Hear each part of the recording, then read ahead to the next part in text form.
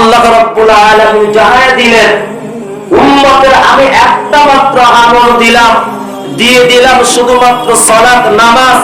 আপনার উম্মত যদি এটা সঠিকভাবে আদায় করতে পারে, আপনার এই 63 বছর জিন্দেগিতে আপনি আমার সাথে মোলাকাত করেছেন একবার, কিন্তু আপনার উম্মত যদি আমি যেইভাবে বলেছি আপনি যেইভাবে বলবেন এইভাবেই যদি আদায় করে, আমি আল্লাহ আপনার উম্মতের সাথে ডেইলি 5 বার করে মোলাকাত। সুবহানাল্লাহ, জোরে বললেন। সেই জন্য মুসলমান, আল্লাহ রাব্বুল আলামিন নবীকে যতগুলো নসিহত উপদেশ দিয়েছিলেন, এর মধ্যে 1 নাম্বার হলো সালাত নামাজ, 2 নাম্বার হলো সূরাতুল বাকারার শেষের দিকের কয়েকটি আয়াতে কারিমা, আমানার রাসূলু বিমা উনজিলা ইলাইহি মির রাব্বিহি ওয়াল মুমিনুন কুল্লুন আমানা বিল্লাহি ওয়া মালাইকাতিহি ওয়া কুতুবিহি। এই আয়াতে কারিমা সরাসরি মাধ্যম ব্যতীত স্বয়ং আল্লাহ আমার নবীকে গিফট হাদিয়া দিয়েছিল। কোন আয়াত? সূরাতুল বাকারার শেষের দিকের আয়াত। এই আয়াতে কারিমার অনেক ফজিলত রয়েছে, ইনশাআল্লাহ অন্যদিন বলার চেষ্টা করব। এই যে সালাত, এই সালাত হলো সমস্ত ইবাদতের মূল এবং হেড। কথা বলেন ঠিক কিনা? সমস্ত ইবাদতের, কথা বলেন না কেন? সমস্ত ইবাদতের মূল। নামাজ এমন একটা ইবাদত যে ইবাদতের মধ্যে সব ধরনের ইবাদত পাওয়া যায়। রোজা রাখা অবস্থায় তো বান্দা খানা পেনা থেকে বিরত থাকে। কথা বলেন ঠিক কিনা? থাকে কি থাকে না? নামাজের মধ্যে কি খাওয়া যায়? কথা বলেন না কেন? খাওয়া যায়। তাহলে রোজার একটা আমল নামাজের মধ্যে পাওয়া গেল কি গেল না? মনে হয় বুঝাইতে পারিনি। গেল কি গেল না? রোজা রাখা অবস্থায় তো খানা পেনা করা যায়, খাওয়া যায় না, খাওয়াও যায় না, পানও করা যায়। তাহলে নামাজের মধ্যে তো খানা পেনা করা যায়, তো তাহলে রোজার আমলটা পাওয়া গেল কি গেল না? কথা বলেন। এবার আসুন, যাকাত একটা আমল, যে আমলের মাধ্যমে বান্দা মাল অন্যদেরকে দিয়ে দেয়। কথা বলেন ঠিক কি? দেয় কি দেয় না? এবার আসুন, নামাজের মধ্যে যতক্ষণ থাকবেন ততক্ষণ মোটামুটি ভাবে মনে হয় কামাই রোজগার করা যায়, ব্যবসা বাণিজ্য করা যায়। হ্যাঁ, করা যায় না? আমাদের সমাজের মধ্যে অনেক মানুষ আছে নামাজের মধ্যে দোকানের হিসাব করে, আছে না নাই? হ্যাঁ, তাহলে আসুন, নামাজের মধ্যেও যাকাতের একটা আমল পাওয়া গেল কি গেল না? মনে হয় বুঝাইতে পারেনি। গেল কি গেল না? গেল। এবার আসুন, কোরআন তেলাওয়াত করা একটা আমল, ইবাদত। কথা বলে ঠিক কিনা? নামাজের মধ্যে কোরআন তেলাওয়াত আছে না নাই? সবাই বলে। তাহলে নামাজের মধ্যে কোরআন তেলাওয়াতের আমল পাওয়া গেল কি গেল না? কথা বলেন না কেন? গেল। এবার আসুন, জিকির আজকার, জিকির করা, এটা একটা আমল, ইবাদত। আছে না নাই? আছে। নামাজের মধ্যে এই যে তাসবিহ, সুবহান রাব্বিয়াল আলা, সুবহান রাব্বিয়াল আযীম, তাশাহুদ করতেছেন, এই জিকির আজকার পাওয়া গেল কি গেল না? সবাই বলেন না কেন? গেল কি গেল না? এবার আসুন, পর্দা করা আল্লাহর বিধান। কথা বলে ঠিক কি? কার বিধান? হ্যাঁ, আল্লাহর বিধান। এবার আপনি নামাজে দাঁড়াইছেন, আপনার এখানেও পর্দার আমল পাওয়া যায় কি যায় না? নামাজে যখন দাঁড়াইছেন আপনার চোখের নজর সিজদার জায়গায়। কথা বলেন ঠিক কিনা? কোথায়? আরো একটু জোরে বলেন। وقل للمؤمنات يغضضن من أبصارهن ويحفظن فروجهن ولا يبدين زينتهن। আল্লাহ বলেছেন, তোমরা চোখের নজরকে হেফাজত করো, তোমাদের নজর নিচের দিকে রাখো। এর দ্বারা কি হবে? পর্দা রক্ষা করা যাবে, পর্দার বিধান মানা যাবে। তাহলে আপনি নামাজে দাঁড়াইছেন, আপনার চোখের নজর হলো সিজদার জায়গায়, তাহলে পর্দার আমলটা পাওয়া গেল কি গেল না? সবাই বলেন না কেন, গেল কি গেল না? পর্দার আমলও, কথা বলেন না কেন, পাওয়া গেল। এবার আসুন, নামাজের বাহিরে সুদ খাওয়া নিষেধ। আল্লাহ বলেছেন নামাজের মধ্যে মনে হয় সুদ খাওয়া যায়, যায়? তাহলে সুদ ছেড়ে দেওয়া আল্লাহর বিধান, সে আমলটা নামাজের মধ্যে পাওয়া গেল কি গেল না? মনে হয় বুঝাইতে পারতেছি না, গেল তো? ঘুষ খাওয়া এটাও জায়েজ, হালাল, বৈধ, নামাজের বাহিরেও নিষেধ। তাহলে আল্লাহ বলেছেন ঘুষ খাওয়া যাবে না, সে আমলটা মনে হয় নামাজের মধ্যে ঘুষ খাওয়া যাবে।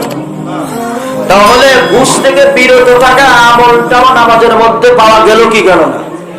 কথা বলেন না কেন, গেল কি গেল না? এটাও গেল। এবার আসুন, মদ, জুয়া, গাঁজা, ফেন্সিডিল নামাজের মধ্যে খাওয়া যাইব? যাইব না। এই যে কথাগুলো বলতেছি কি বুঝাইতেছি? যে নামাজের সব ইবাদতের মূল হেড, প্রধান বড় আমল, এটা বুঝাইতেছি। তাহলে দেখুন, আল্লাহর সাথে নবী কথোপকথন, বন্ধু আপনার উম্মত যদি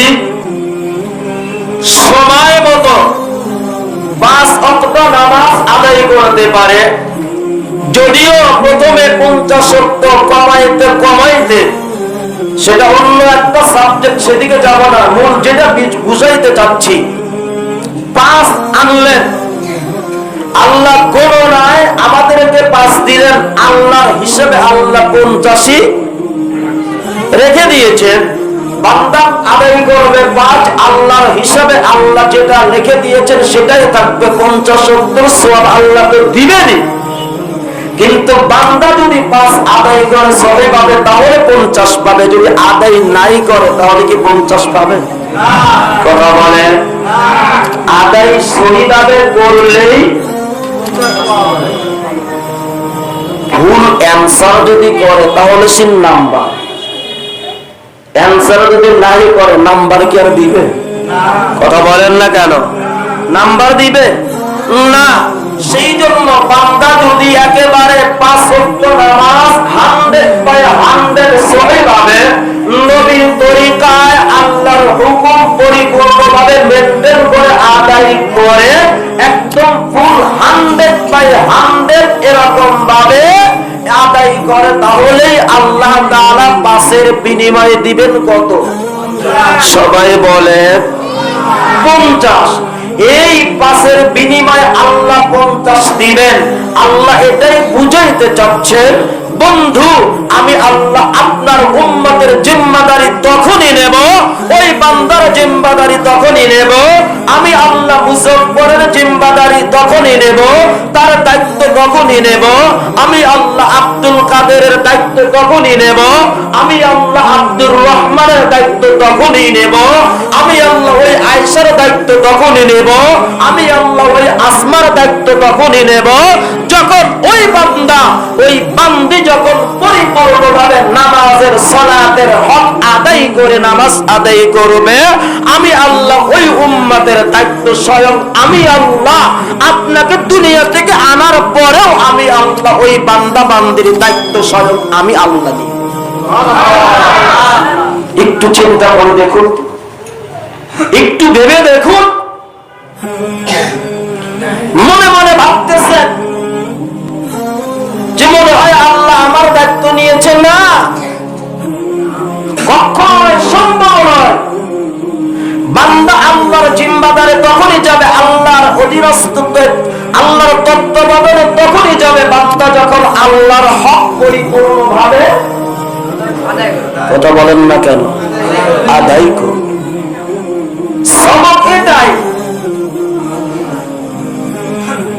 নামাজের মাধ্যমে আল্লাহর মারিফত হাসিল হয়। হাদিসের মধ্যে মধ্যে আসছে হযরত আবু হুরায়রা রাদিয়াল্লাহু তাআলা আনহু থেকে বর্ণিত, নবী বলেন বান্দা সালাতের মাধ্যমে যদিও বাহ্যিক দৃষ্টিতে দেখা যায় হয়তো জুনাবাড়ি মসজিদে সেজদা দেয়, হয়তো সরকার পাড়া মসজিদে সেজদা দেয়, হয়তো দক্ষিণ কোরান সাপড়া মসজিদে সেজদা দেয়, হয়তো পূর্ব বাসব পাটাগারা জামে মসজিদে সেজদা দেয়, কিন্তু না, ওই সেজদাগুলো এখানে পড়ে না। ওই সেজদা স্বয়ং আমি আল্লাহর আরশে আজিমে আমি আল্লাহর কুদরতি পায়ে সেজদাগুলো করি। বান্দা সেই জন্য কেমন করে বুঝাইলে সালাত আদায় করবেন জানি না, কিভাবে বুঝাইলে সালাত আদায় করবেন জানি না। মেরাজের আলোচনা, এখান থেকে আমাদের শিক্ষণীয় কি? আমাদের সবক তো এটাই যে সময় মতো 5 ওয়াক্ত সালাত সময় মতো আদায়। আমার স্ত্রী তো নামাজের ধারের কাছেও না, আমার মেয়ে তো নামাজ পড়ে না, আমার স্বামী নামাজ পড়ে না, আমার ভাই নামাজ পড়ে না, আমার মা নামাজ পড়ে না, আমার বোন নামাজ পড়ে না। ওই আল্লাহর কাছে আপনি আমি কি জবাব দেব? সেই জন্য আসুন পাক্কা ওয়াদা করেন যে আল্লাহর নবীকে আল্লাহর সাথে মোলাকাত করার জন্য আল্লাহ নিয়েছেন। কেমন নিয়েছেন? বিষয়টা চারটিখানি সাধারণ জিনিস নয়। আল্লাহ চাইলে সালাত নামাজ দুনিয়াতে দিতে পারত, কিন্তু না না না, আল্লাহ সেটা দেয় নাই। নামাজ এত বড় ইবাদত, বন্ধু আপনাকে দুনিয়াতে আমি দেব না। যাকাত আমি আল্লাহ দুনিয়াতে আপনি থাকা অবস্থায় ফরজ করে দিয়েছি, রমাদানের রোজা দুনিয়াতে থাকা অবস্থায় ফরজ করে দিয়েছি, পরদার বিধান দুনিয়াতে থাকা অবস্থায় ফরজ করে দিয়েছি, হজের আমল আমি আল্লাহ আপনি দুনিয়াতে থাকা অবস্থায় দিয়েছি। সবগুলো আমল তো দুনিয়াতে থাকা অবস্থায় দিলাম, কিন্তু নামাজ এত বড় আমল, এত বড় ইবাদত, এত বড় ইবাদত, এত বড় আমল আপনাকে দুনিয়াতে রেখে যদি আমি আল্লাহ দেই, তাহলে তো আর সালাতের হক আদায় হবে না। সেই জন্য আমি আল্লাহ আপনাকে উঠাইয়া এত বড় রাস্তা, এরকম ভাবে একটা আসমান 1000 বছরের রাস্তা অতিক্রম করে, এরকম 7টা আসমান অতিক্রম করে, জান্নাত জাহান্নাম অতিক্রম করে, সিদরাতুল মুনতাহা অতিক্রম করে, 70,000 রহমতের পর্দা ভেদ করে অতিক্রম করে আপনাকে কাছে বসাইছি, কাছে বসাইছি, ফাকানা কাবা কওসাইনি আও আদনা, কাছে বসাইছি, আপনাকে বুঝাইছি। এই জন্য বুঝাইছি আপনি উম্মতকে নামাজের বিষয়টা বুঝাইয়া দেন। আপনাদেরকে কেমন করে বলবো, কেমন করে বুঝাই, কেমন করে বুঝাই? আপনাদের হাতে ধরে পায়ে ধরে বলে যাচ্ছি। সেই জন্য ওয়াদা করেন, ওয়াদা করেন যে আজ থেকে ওয়াদা যেন এক ওয়াক্ত নামাজ যেন আমাদের ছুটে না। এটা চারটেখানি ইবাদত নয়, সাধারণ কোন ইবাদত নয়। আজ কত মানুষের অভিযোগ, কত স্ত্রী বলতেছে হুজুর আমার স্বামী নামাজ পড়ে না, একটু বলেন হুজুর আমার মেয়ে নামাজ পড়ে না, হুজুর আমার ছেলে নামাজ পড়ে না, কত ব্যথায় ব্যথিত কান্না করতেছে। ও ভাই, ও ভাই, আপনাদেরকে কিভাবে বুঝাইলে সালাত আদায় করবেন? সেই জন্য মেরাজ থেকে আমাদের তাৎপর্য শিক্ষা নিয়ে এটাই যে আল্লাহর মারিফাত কিভাবে হাসিল করা। সেই জন্য আসল নবী দুনিয়ার থেকে চলে গেছেন, নবী আসবে না, নবী আসবে না, সাহাবায়ে কেরাম আসবে না, অথচ আল্লাহর নবী সালাতের জন্য তার শরীরের রক্ত উহুদের ময়দানে ঝরিয়েছেন। এই নামাজের জন্য আল্লাহর নবী তার শরীর মুবারকের রক্ত এরকম ভাবে তয়েফের জমিনে ঝরিয়েছেন। আল্লাহর নবী এই নামাজের জন্য আল্লাহর নবী উহুদের ময়দানে 2টা দঙ্গল মুবারক শহীদ করেছেন। এই সালাতের জন্য এরকম ভাবে অসংখ্য সাহাবায়ে কেরাম আল্লাহর দ্বীনের জন্য সালাতের জন্য শাহাদাত বরণ করেছেন। বদরের প্রান্তরে তারা গিয়েছেন, শাহাদাত বরণ করেছেন। উহুদের ময়দানে গিয়েছেন সালাতের জন্য। উহুদের ময়দানে এখনো 70 জন সাহাবায়ে কেরামদের কবর রয়েছে। ও মুসলমান, এই সালাতের জন্য সাহাবায়ে কেরাম খন্দকের যুদ্ধে গিয়েছেন। অসংখ্য সাহাবায়ে কেরাম এই সালাতের জন্য তাদের জান পর্যন্ত দিয়েছেন। এই জন্য সাহাবায়ে কেরামের কাছে নামাজের গুরুত্ব ছিল। আজ আমাদের ফিরি পেয়েছি, আমাদের কাছে কোনো গুরুত্বই নেই। চিন্তা করে দেখুন মুসলমান, একটু চিন্তা করে দেখুন।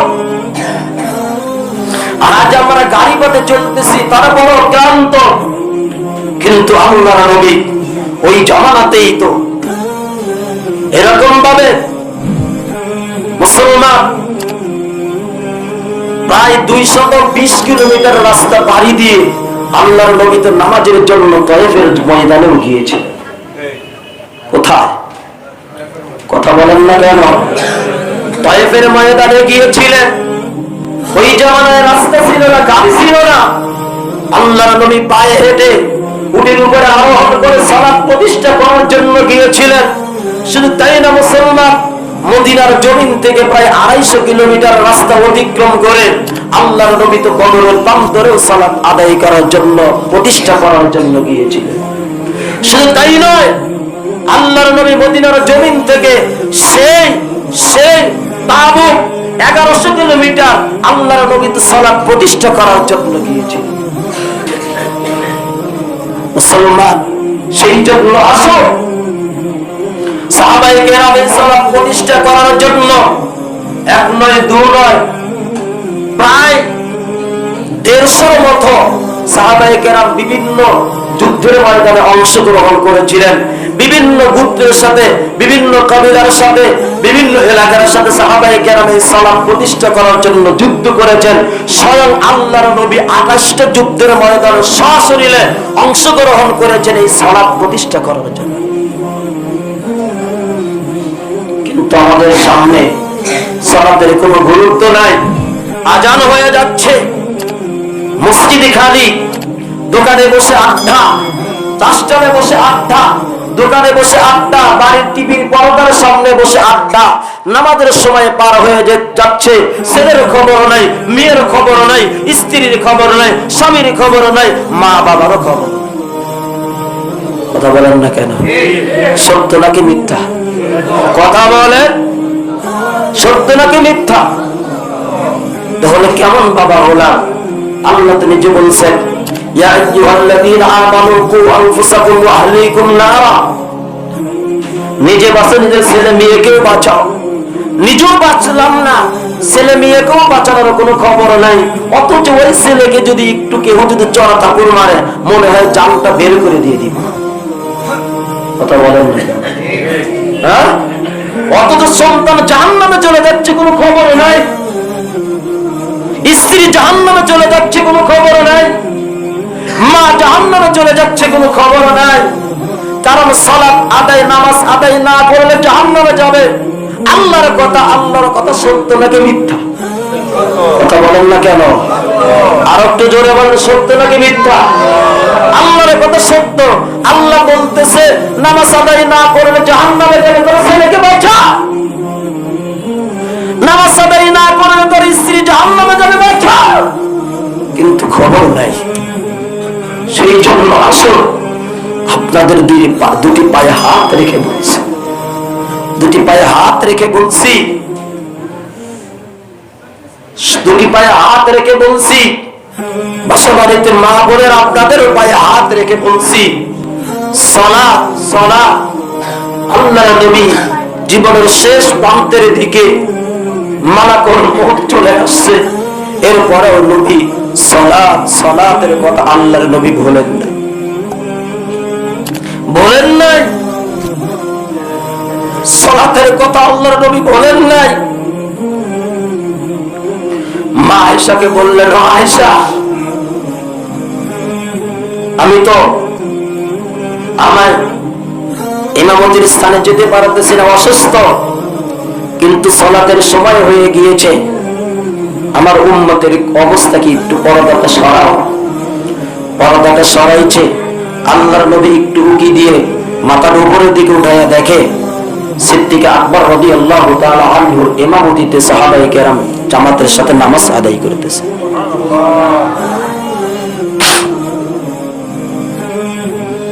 আল্লাহর নবী দুই চোখের পানি ঝরঝর করে ছেড়ে দিয়েছে।